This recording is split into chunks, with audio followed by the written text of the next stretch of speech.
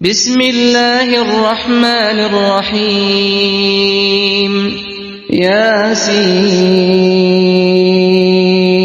ওই পাগলা একটা গজল গাওয়ার জন্য বলছে, না গাইলে এই পাগলার মনে শান্তি পাইতো না। আপনারা বলবেন নি সাথে সাথে, তুমি রহমান তুমি মেহেরবান, তুমি রহমান তুমি মেহেরবান, অন্ধ কাহিনা শুধু তোমারি গুণগান, অন্ধ কাহিনা শুধু তোমারি গুণগান, বুঝেও বুঝে না তবু সার, তুমি রহমান তুমি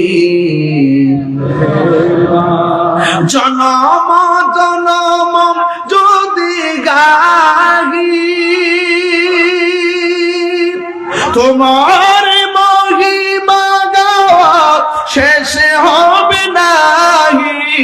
আল্লাহু আকবার বলে, জনম জনম যদি গাহি তোমার মহিমা গাওয়া শেষ হবে নাহি।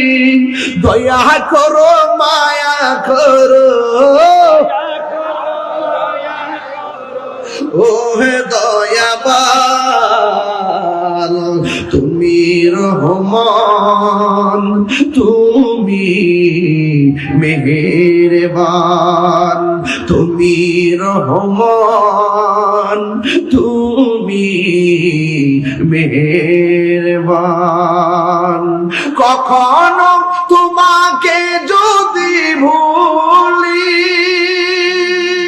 হেদায়েতের আলো জ্বেলে নিয় কাছে তুলি।